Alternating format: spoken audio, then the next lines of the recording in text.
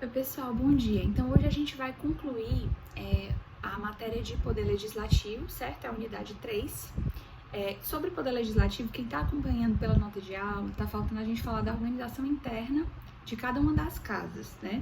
Na verdade, nós já falamos sobre as mesas, né? A organização da mesa, qual é a função da mesa de organizar as sessões de votação de projetos de lei, de colocar em pauta quais serão os projetos de lei que vão ser votados, né, naquela semana. Também a mesa organiza a sessão, então às vezes tem confusão, né, de um deputado, de um senador brigando com o outro, e o papel da mesa é realmente de organizar para que tudo saia da melhor forma, né, na medida do possível. Porque imaginem 513 deputados, 81 senadores reunidos para discutir uma determinada matéria, né, uma diversidade de posicionamentos. Então, o papel da mesa vai ser esse de organizar, né? A mesa ela se altera, na verdade, de 2 em 2 anos. Então, por exemplo, Rodrigo Maia, Davi Alcolumbre, que são os presidentes da Câmara e do Senado, respectivamente, eles vão ficar nessa função até o dia 1º de fevereiro do próximo ano, porque aí no dia 2 de fevereiro vai ser iniciada uma nova sessão legislativa e aí já passaram os 2 anos de, digamos assim, de mandato nas funções de presidente da Câmara e presidente do Senado, né? Toda a mesa ela vai ser alterada no dia 1º de fevereiro do próximo ano para começar uma nova rodada de 2 anos de funcionamento da mesa, tá certo?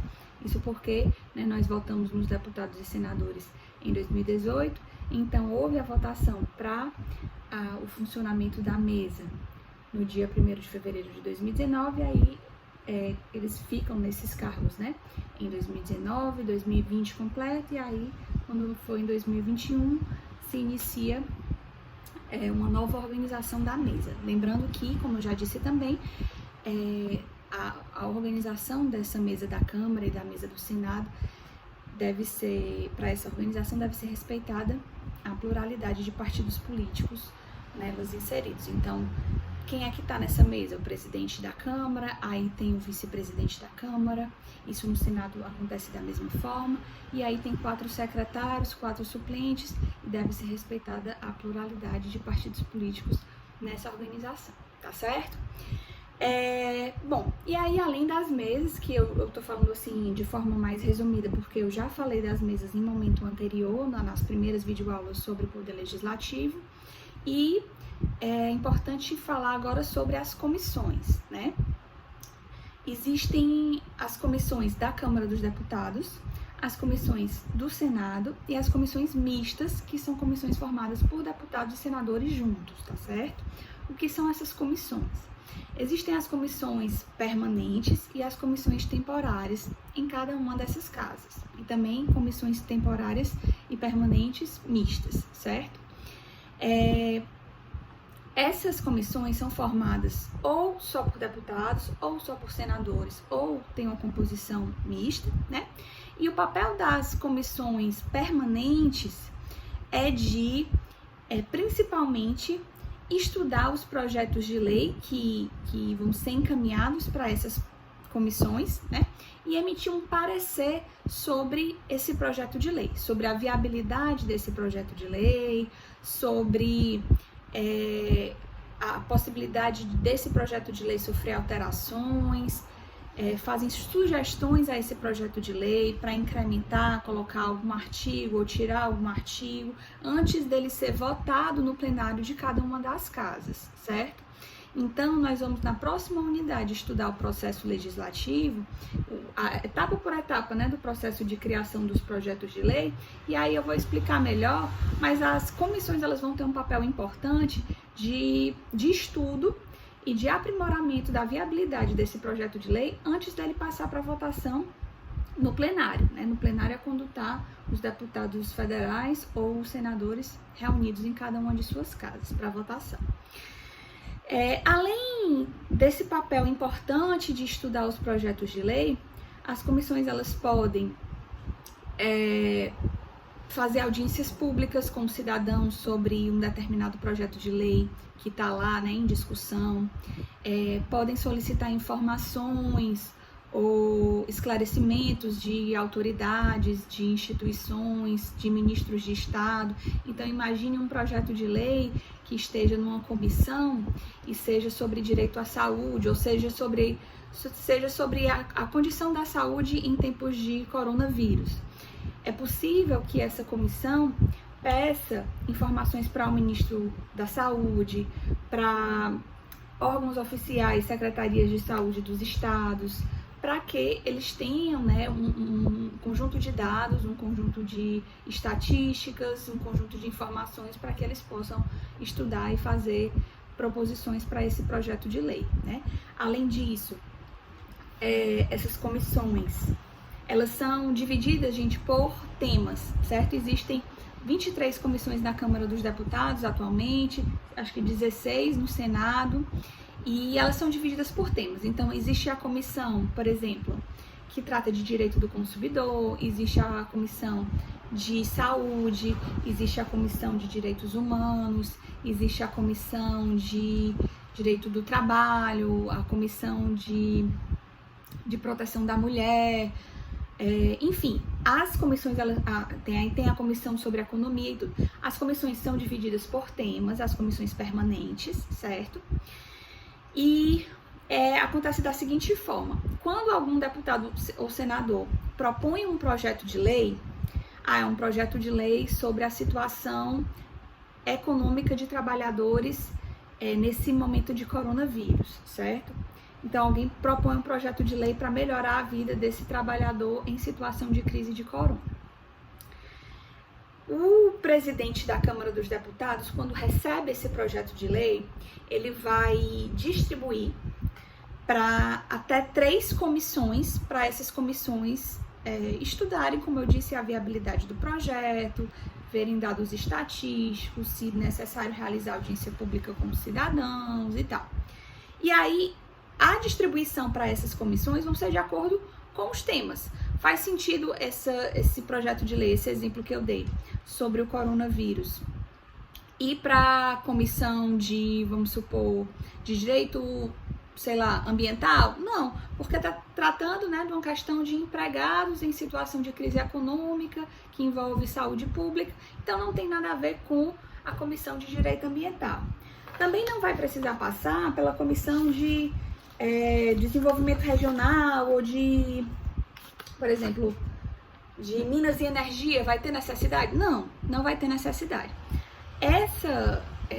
Esse projeto de lei, ele vai poder passar, por exemplo, para a comissão que trata de direito do trabalho, que trata de, que mais? Finanças, tributação, enfim, a depender do assunto do projeto de lei, o projeto de lei vai ser encaminhado para essas comissões permanentes, até 3 comissões, para que essas comissões, que são formadas por deputados federais ou por senadores lá no Senado, né, para que eles possam estudar esse projeto de lei, tá certo?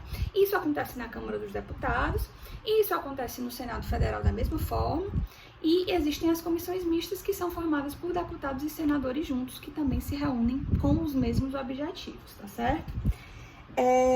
E aí nós temos comissões temporárias. Essas comissões temporárias, elas são criadas para um fim específico e, como o próprio nome já diz, elas têm caráter provisório. Por exemplo, na época da Copa do Mundo, foi criada uma comissão para assuntos sobre a Copa, assuntos sobre, que mais? As Olimpíadas, também foi criada uma comissão temporária. Então, os projetos de lei que envolvem a Copa vão passar por essa comissão, só durante, né, a Copa do Mundo, ou a preparação para a Copa do Mundo. Mesma coisa em relação às Olimpíadas. Pode ser criada uma comissão para essa situação de coronavírus? Sim, aí todo projeto de lei que se relaciona com essa questão dessa crise sanitária passa por essa comissão, tá certo? E aí, uma vez passado o período ou da Copa, ou das Olimpíadas, ou do coronavírus, a comissão se extingue, né? E nada impede dela ser criada novamente. Mas a comissão temporária que vocês devem ter atenção é a CPI, certo? Comissão Parlamentar de Inquérito, desculpa. As CPIs, elas são criadas ou no âmbito da Câmara dos Deputados ou no âmbito do Senado Federal. E existem ainda as comissões mistas, que são o conjunto, né, entre deputados e senadores, que formam uma CPMI, que é a Comissão Parlamentar Mista de Inquérito, certo? São comissões temporárias, criadas para, dentro daquela função típica que eu falei para vocês, do Poder Legislativo de fiscalizar a administração pública, né? Então, o Poder Legislativo, ele não é só responsável pela elaboração dos projetos de lei ou das leis do nosso ordenamento. O Poder Legislativo também é responsável pela fiscalização da administração pública. E dentre as atividades que o Poder Legislativo faz nessa fiscalização da administração pública, juntamente com o TCU, né, o Tribunal de Contas da União, auxilia o Poder Legislativo nessa tarefa. Uma das tarefas que o Poder Legislativo faz nesse âmbito de fiscalização da administração pública é justamente a criação dessas CPIs ou CPMIs, né? E o que é que a CPI faz? Ela investiga um fato certo, um fato determinado, de, por exemplo, corrupção na administração pública, né? Deve haver um interesse público, deve envolver a administração pública, e o papel dessa CPI é investigar fatos, certo? Para uma possível denúncia de uma ação penal, né? Para depois que a documentação, a investigação tiver toda concluída, para que possa ser dada entrada na devida ação penal para apurar a culpa, né, dos envolvidos. É assim, gente, o Ministério Público, ele pode abrir inquérito de investigação e tudo antes de abrir a ação penal? Pode. Mas além do Ministério Público ter esse importante papel de fiscalização, as CPIs também podem ser criadas com uma outra porta de investigação antes da propositura da ação penal, tá certo? Então, na nota de aula de vocês, se vocês puderem ter acesso aí no Unifonline, eu coloquei alguns exemplos de CPIs que foram criadas tanto pela Câmara quanto pelo Senado. E quais são os requisitos para uma CPI ser criada? Precisa primeiro, né, da iniciativa de 1/3 dos deputados ou dos senadores ou deles dois juntos, certo? 1/3 de 513 dá 171 deputados, 1/3 de 81 senadores resulta em 27 senadores, tá certo? E aí, esse é o primeiro requisito, precisa ter a iniciativa, a assinatura, né, de 1/3 dos membros de cada uma das casas, ou então deles reunidos. Além disso, precisa para a apuração de um fato certo e determinado, certo? Por exemplo, a apuração de algum esquema, organização criminosa de fake news pode ser criado? Pode. Um esquema específico de corrupção dentro da Petrobras? Pode. Enfim, tem que ser para a apuração de um fato certo, determinado dentro da administração pública. E um outro requisito é que precisa ser temporário. Necessariamente a CPI ela tem um prazo certo de vigência, que pode variar, que pode ser de 1 ano, pode ser de 2, pode ser de 6 meses. E aí, passado esse prazo, pode ser prorrogado, tá certo? A duração máxima de uma CPI é até o fim daquela legislatura, né? Lembrando que a legislatura é o período de 4 anos que resultam na soma de 4 sessões legislativas. Isso aí eu falei na primeira videoaula sobre poder legislativo, né?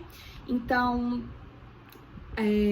o máximo que uma CPI pode durar é até o final daquela legislatura que está valendo, daquele período de 4 anos que está valendo. Uma vez que se encerra a legislatura, a CPI deve ser encerrada. E aí, no caso, se não tiverem sido concluídas as investigações, aquela CPI vai ser arquivada, mas está tudo documentado ainda, né?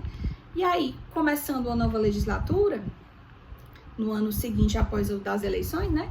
É possível abrir novamente uma nova CPI com a mesma finalidade e pegar aqueles documentos. Os documentos não vão ficar perdidos, né? Eles se aproveitam para uma nova CPI, ou então eles são encaminhados para o Ministério Público, certo? Para o Ministério Público dar entrada na ação penal. Eu não sei se vocês já viram isso em direito penal, mas as ações penais, em regra, na sua grande maioria, são ações penais públicas e incondicionadas, quer dizer, é o Ministério Público que dá entrada para apuração dos fatos, né, a verificação da culpabilidade daqueles réus. Mas para o Ministério Público fazer isso, ele precisa ter investigado alguma coisa, né? Ou ele faz isso por meio de inquérito, ou ele faz isso pegando as informações e os documentos